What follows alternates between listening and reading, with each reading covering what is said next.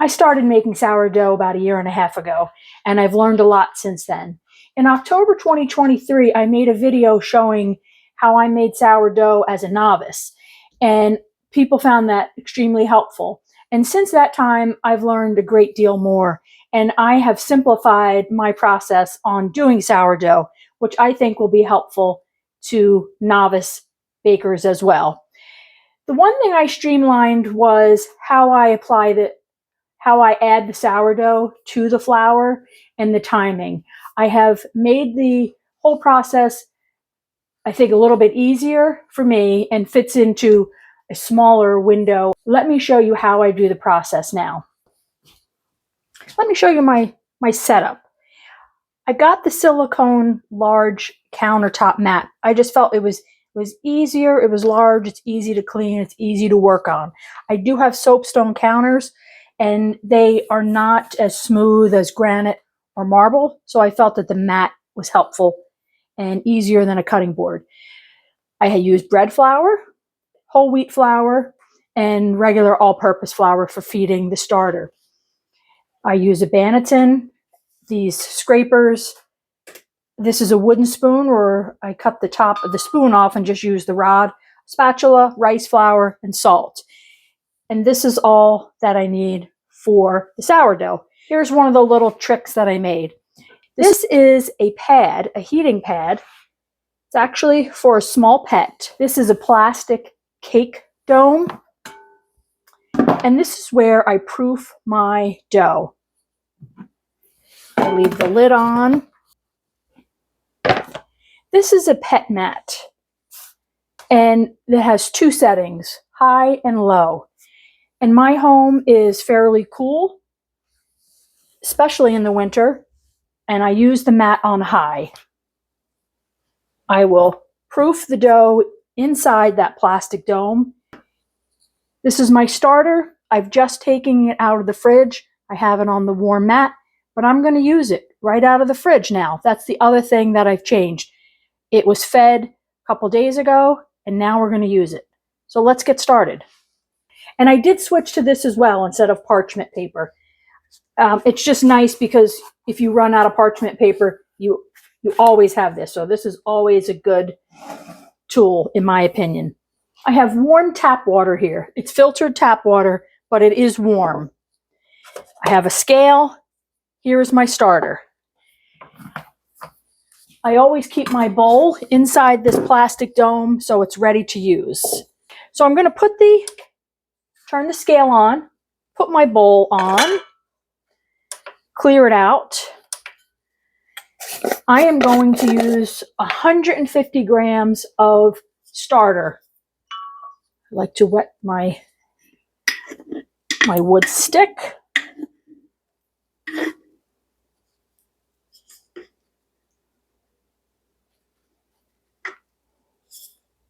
Okay, we've got the starter. I add in 350 grams of water.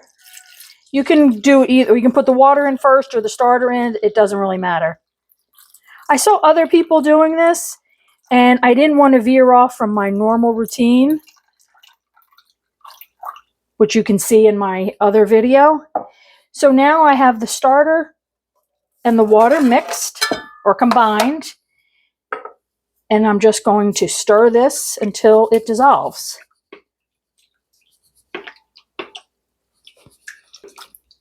My process on feeding my starter has also changed. I don't feed it every day. It's well established now, so it'll be 2 years in June since I created it, and it has been vibrant for that duration. So I feed it about once a week because I make bread about once a week or more depending on what's happening or if I'm gifting bread. And when I'm done with this process, we're going to feed this starter, and then it'll be ready for my next use. So this was last fed a few days ago. So I know it's going to be very active. I mix the starter and the water until it's almost all combined. You'll see there still will be some lumps in there, but that's fine.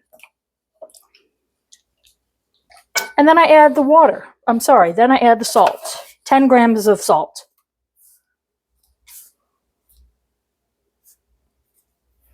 I use Himalayan salt. I just give that a stir. Clear it out. I'm going to add 500 grams of flour, and I do a combination of bread flour and whole wheat. So I do about 400 of bread flour and about 100 grams of whole wheat flour. And it really depends on how much you like whole wheat. You can do 450 of bread, 50 of whole wheat. So today I'm doing 400 of bread, 100 of whole wheat. This is the other thing I simplify. I only use the stick for mixing it. I gave up that other bread dough mixer. I'm all about easy. This is easy to wash. So once I have most of the flour mixed in, then I'll incorporate this rounded scraper.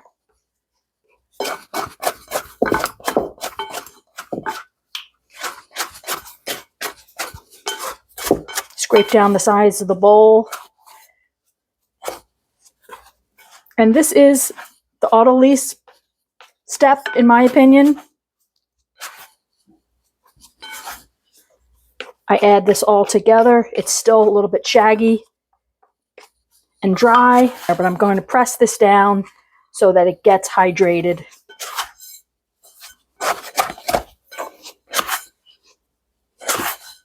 I found it's not necessary to work the dough too much with your hands at this point. The key is to incorporate all of the dough into the moisture. I use my other scraper here. And let me show you what that looks like. This is what it looks like. It's pretty shaggy. It's a little dry. And I'm going to let this rest in my plastic dome for about 45 minutes to an hour. Goes over here to my heated pad. Now it's on my heated pad. I'm going to cover it. And we'll check back in about 45 minutes. Now that I've completed the dough setup, I feed my starter. And I do this with all-purpose flour. I make about a loaf a week, and this is my jar starter that I have ongoing. This works well for the baking that I do. Now I do a half a cup of all-purpose flour and a quarter cup of water.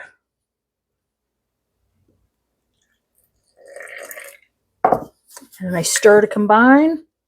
And this stick is so good. Just gets in there. Sometimes I add a little bit more. Another thing I've learned is it doesn't have to be as precise. You can tell by looking at it and how it feels, and you'll learn the texture that you want. I found that it can't be too dry, can't be too stiff, and definitely not too liquidy.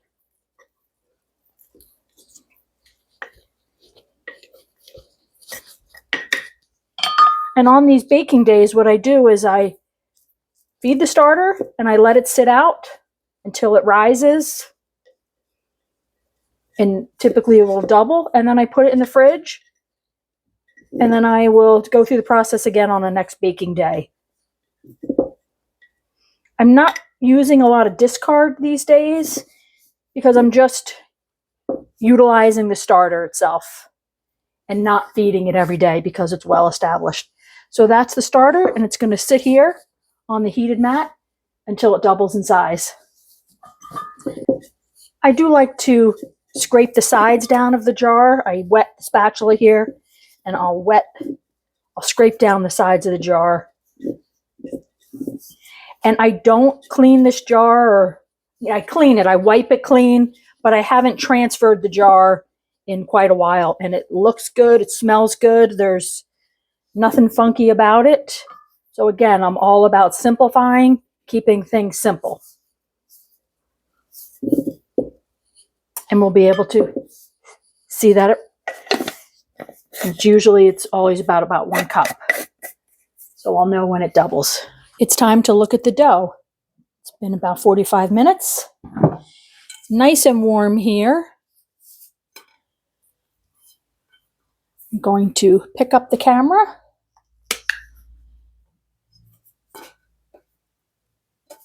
It has softened up. It is moist. Let's take the temperature. 77 degrees, that is pretty perfect. That is the mat on high. And I'm going to do some stretch and folds now. I'm going to wet my hands. Take the scrapers out.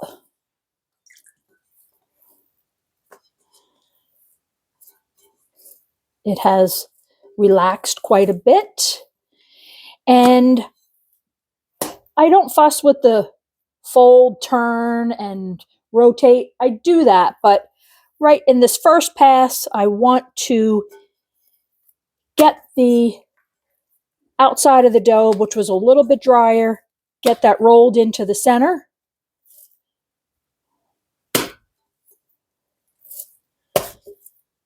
And I create some tension on it.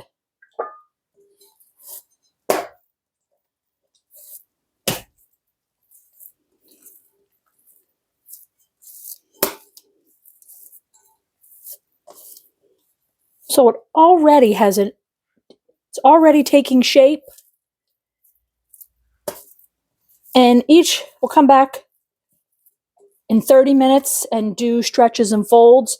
What I do here in this, I just tuck it all underneath, let it sit in the bowl. It's nice and round in there. Showing the nice rounded shape in there in the bowl. It's nice and warm. I'm going to cover it back up. Telling you, this setup is so great. The starter is rising. It's come up about 1/4 cup. This is the second set of stretch and folds. Take a look at the dough. It has gotten larger. Very stretchable.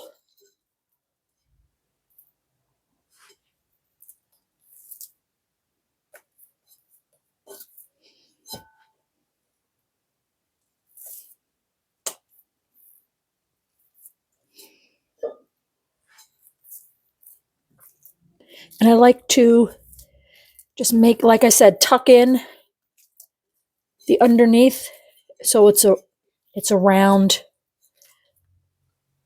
rounded sides. Let me do that and then I'll show you.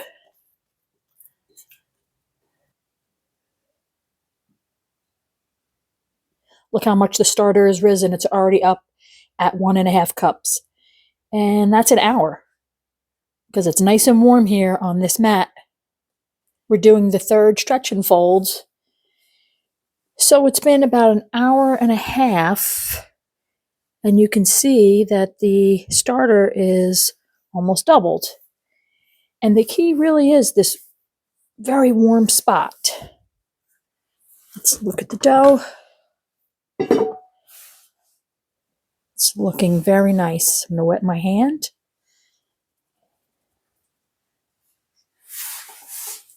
Wet my hand and do some stretches.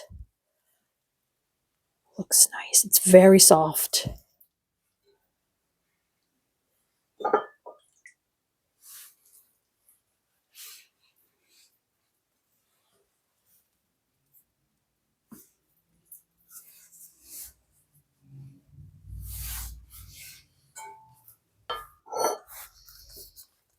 After the folds, as I keep going back to making a nice round shape,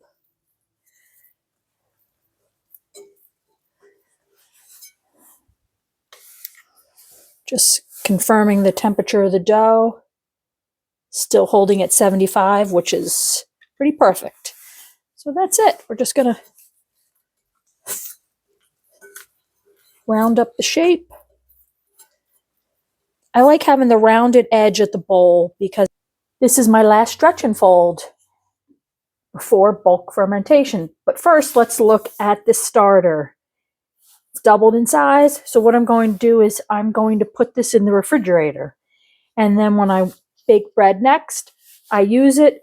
And then instead of it being fed in the jar, it gets fed when I put it with the bread flour for the next loaf. So that's been my strategy for the past few weeks, and it's been working out well. So we're going to set this aside. I don't need the thermometer any longer.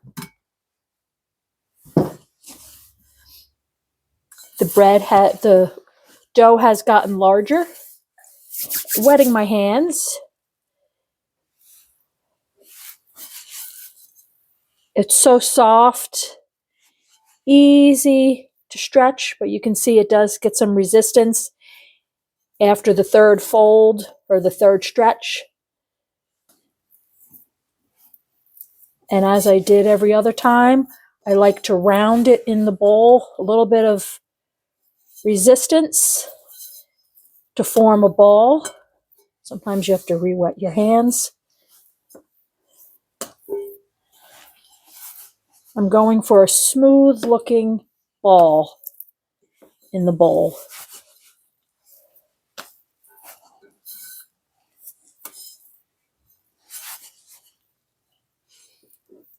There are bubbles forming right on the surface here. Put it in the sun, you can, several bubbles. So it's a nice rounded shape. My pad is still on high. Putting the lid on it. And I'll be checking it again to see how it's risen and how much air is in there. And we'll look at it again probably in about an hour. A few things I wanted to reiterate and revisit. I used to start the dough and the process by taking my starter out of the refrigerator, feeding it, letting it rise, and then starting the dough process.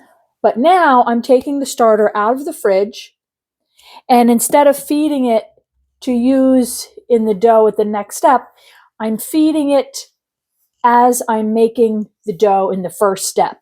By taking the starter from the refrigerator, adding it to the water, combining it, and then adding the flour for the first round of dough mixture, that is actually feeding the starter with that flour. So you've eliminated that step of feeding the starter, waiting, and then adding it to flour, waiting, taking out those two steps. So instead of feeding in the jar, I'm feeding in the next loaf of bread. So once I did that several times and saw consistent and very good results, I'm just going to eliminate that process and go with this new method, which is actually using a little bit more starter. I used to use 100 grams, now I'm using 150.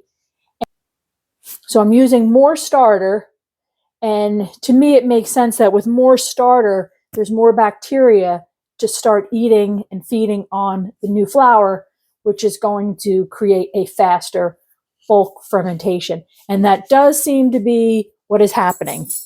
So I recommend giving that a try if you're using the traditional method and going right to this new method for the bread. Let's take a look at the dough.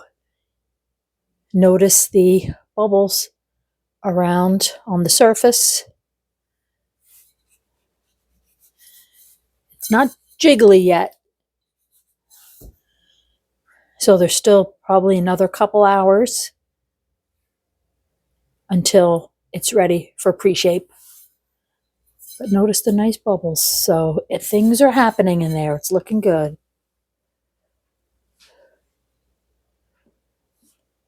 It's been a couple hours for the bulk fermentation, and it's risen beautifully. You can see several bubbles on the surface. So I turn the heater off. I'm done with this now. I use all-purpose flour for the pre-shaping.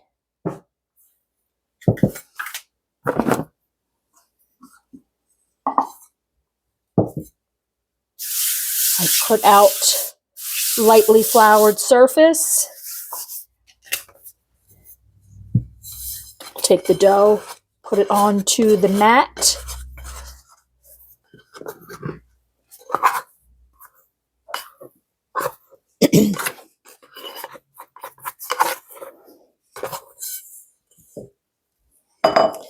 And it will be quite sticky.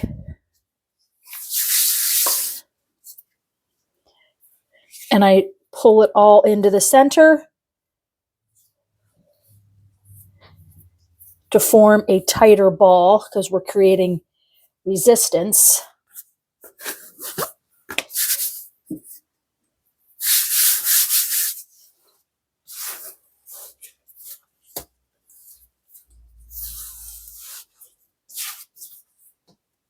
See the air making more bubbles on the surface.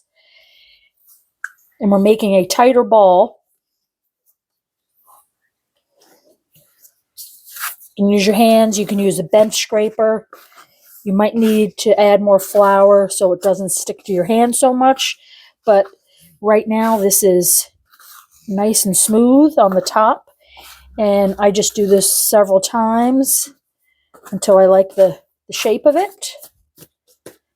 And then we're going to let this sit on the counter for about 30 minutes, covered. The dough is rested for about 30 minutes, and we're going to do the final shaping. Got the banneton basket here, and it always has a little residue of rice flour. I'm just going to add a little bit more to coat the banneton.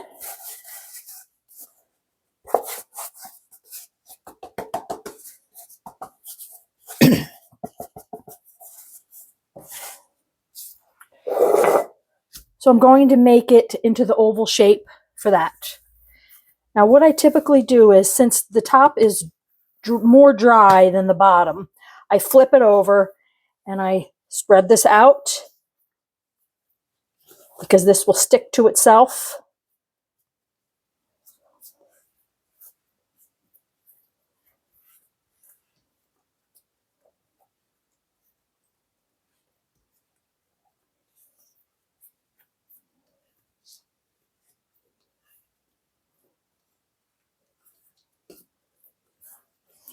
And then I tighten it up a little bit. Try not to use flour in this step.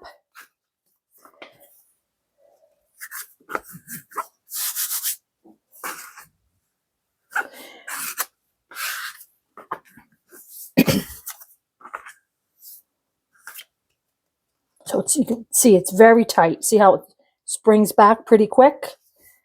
So we need this to relax in the banneton for a little bit. The timing all depends on the temperature of your space. Flip this over. And it's still a little bit of a funky shape. I like to clean up these seams, bring them all together. Make it nice and tight.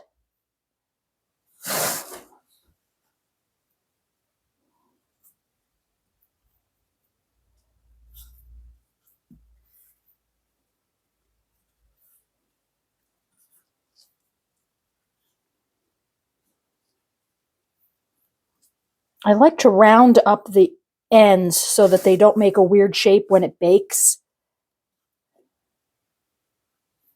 Doesn't always work, but I try.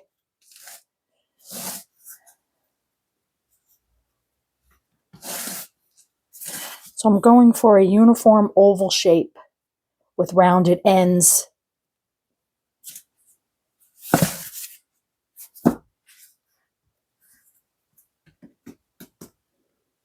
Then I put a little bit more rice flour on the top. And it's going to sit in this banneton until it feels ready. See, right now it's still too stiff. We want this when we put our finger in for it to leave a little indent. So this I'll leave on the counter until it reaches that consistency when you poke your finger and it leaves an indent, which might be about a half an hour.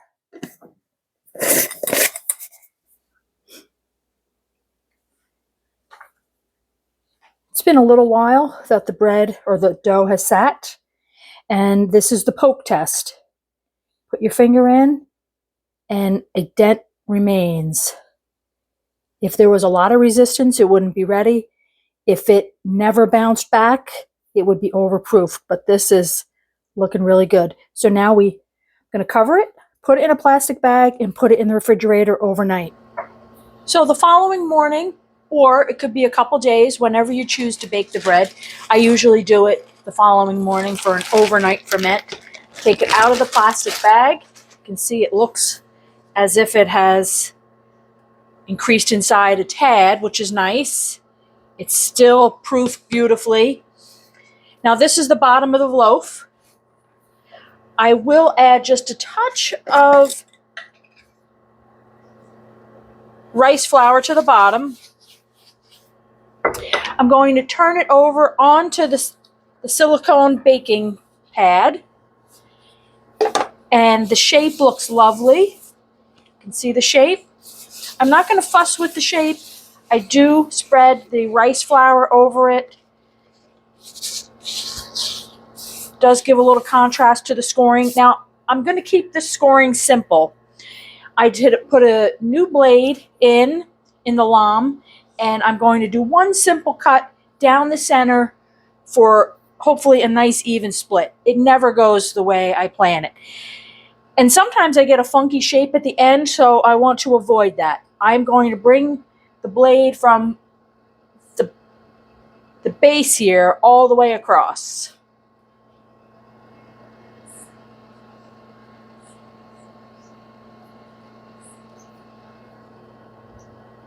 I do like to release it a little bit, the harder top, to ensure that it will definitely split where I want it.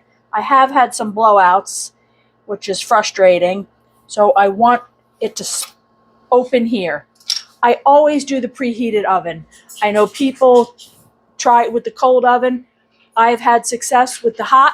So I've got my Dutch oven in there. It's been in there for an hour, preheating at 500. This is going to go in for 20 minutes with the lid. Then we take the lid off, reduce the temperature to 450, and then it's done for another 20 minutes. Might not be able to see this. I can't use one hand, but that's the smoke coming out. I have added this rack.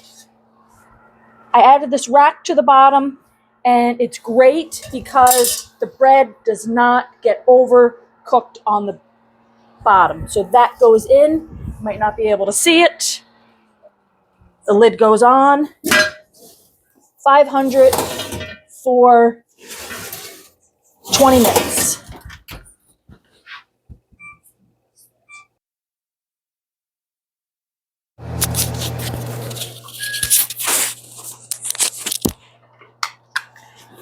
Okay, it's been 20 minutes. I reduced the oven to 450. This is always the moment of truth. Let's see. Oh, beautiful. It's exactly what I was looking for. Okay, so closing the oven, lid off for 20 minutes. The moment it comes out of the oven, it is beautiful.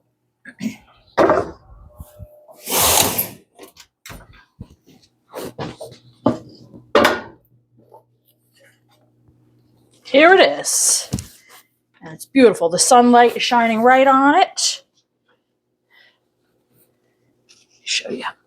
I'm very happy with that. So now I transfer it to a wire rack and let it cool for about an hour until we can cut into it. I'll close the shade, block some sun out. Let's see.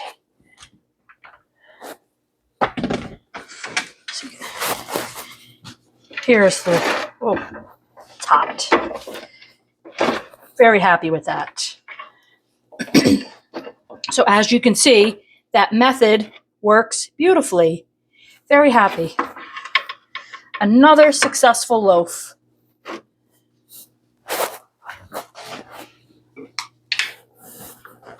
Let's look at the bottom. See, that's nice. It's not too dark. Without that rack, it can get pretty crusty on the bottom.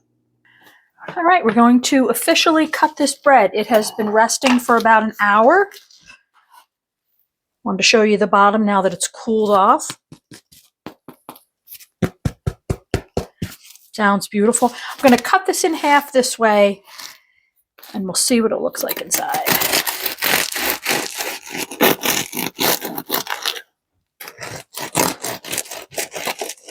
And it looks beautiful.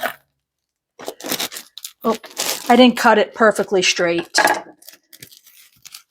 but you can see the beautiful softness of that. And that is ready to enjoy. So happy baking, successful sour loaf with a simplified process.